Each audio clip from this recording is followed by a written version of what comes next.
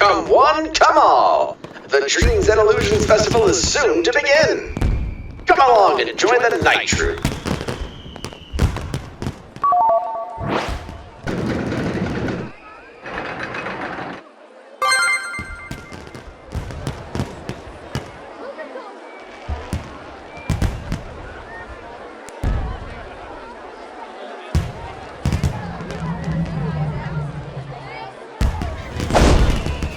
Hi, I'm Axe Chris, and I'm here to tell you everything you've got to know about the Dreams and Illusions Festival. If you're familiar with the Celestial Festival, then this'll come easy. If not, no problem. Take a walk with me around the festival grounds and I'll tell you all about the perks of this event. To preface, this event is from CMS and TMS, much like how the Celestial Festival was. Because of that, this event can get kinda crazy. Additionally, I'm presenting you with this information from a summarized subreddit post from Asheric, who's done a good chunk of this research already, and provided me with a lot more. So, first and foremost, let's talk about how this works. This is a bar-based coin event, so you'll be seeing a counter UI above your hotkeys to tell you how many coins you've got. Depending on the perk you've got, you'll see a second gauge on your screen while in a map with mobs in your level. Just letting you know this now. There are 5 ranks in this event: Beginner, Junior, Senior, Veteran, and Master. The higher rank you are, the better perks you'll get. According to Asheric, perks for ranking up range from Mega Burning Boosters, No Boom Room, otherwise known as the Safety Zone, Equipment Transfers, Reboot will get a 100% unique potential scroll, and Mount Transfers.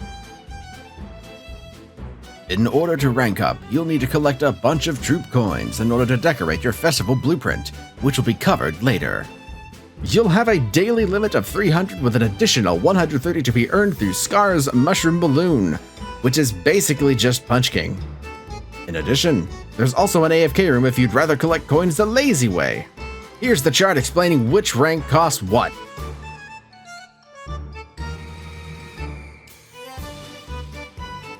In TMS, there was a method which allowed players to catch up on coins from previous days if they missed them via Maple Points, similar to Golden Bros' Golden Passes, and is presumed to either be 2k or 3k a pop for 3 times a day.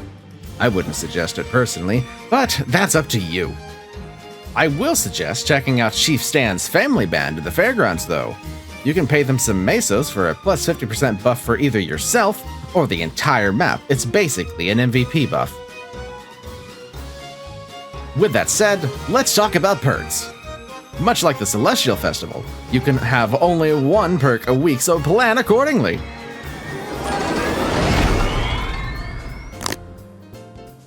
The ride attraction is similar to the Celestial Surge.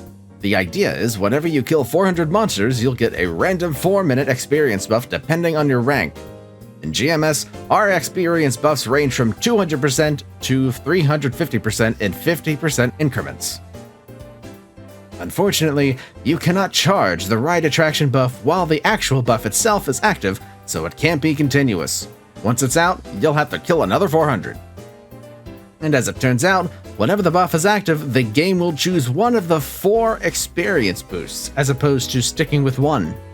As you level up to Master, you'll eventually have it so it leans more towards the 350% buff, with a 70% chance of proccing.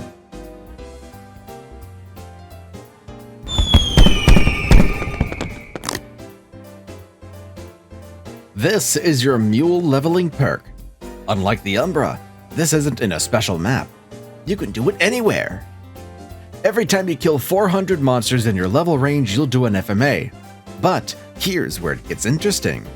Every 10th time the FMA is triggered, you get a bonk. That's right.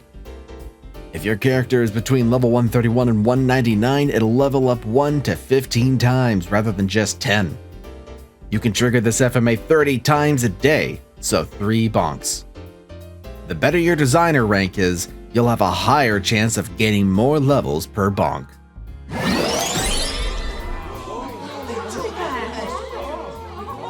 The Magic Show is the final perk. It's not exactly a parallel to Unending Night because there won't be a 2x symbols for dailies, unfortunately. However, coin capping is quick and easy with this. To trigger this effect, kill 600 mobs and you'll get a box with a random number of things inside. As you rank up, better items and quantities of said items will be unlocked, but as with the other perks, it is tied to RNG.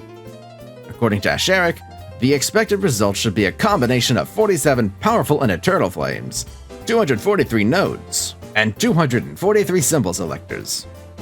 Judge it as you might, but it is a quick way to cap coins. And that's about it for the perks. Ripping tickets and getting the benefits of the perks are nice and all, but what about the actual festival grounds? It's practically an empty field. That's where the Troupe coins come in. Spiegelman has basically signed you on as the Night Troupe's benefactor. You can only create the festival of your dreams by sponsoring and purchasing more attractions to fill out the place and make them better.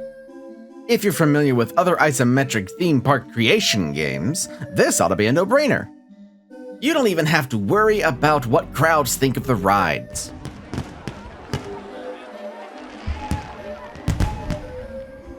The reason why the ranks are called designer ranks comes into play here. As you progress further, you'll have a wider selection of attractions. If you haven't figured it out by now, this is the Night Troupe skill tree. Every time you sponsor an attraction, it levels up, giving you an even stronger buff. And I'll be going each and every one of them by putting emphasis on the graph in front of you. If it goes by too quickly, please feel free to pause and read at your own pace.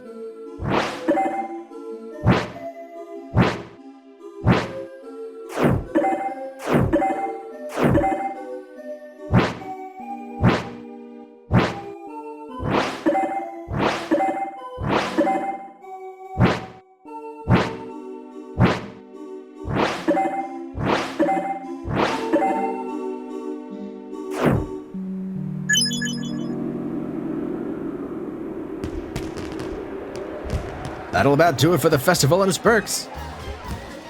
The festival should run long enough for you to get everything that you need out of it, granted you come on every day and get your Troupe coins.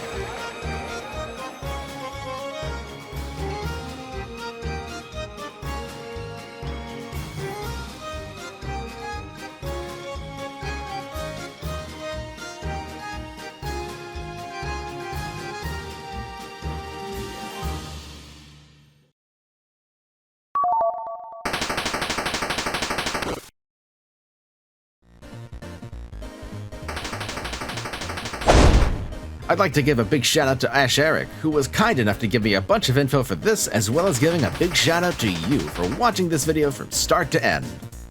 If you enjoyed this, please be sure to share this along with your friends and guildies and to subscribe. It helps the channel grow, you know?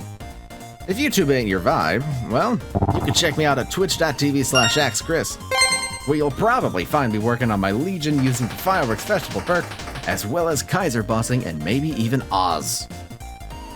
Either way, I hope to see you there. Have a fun festival!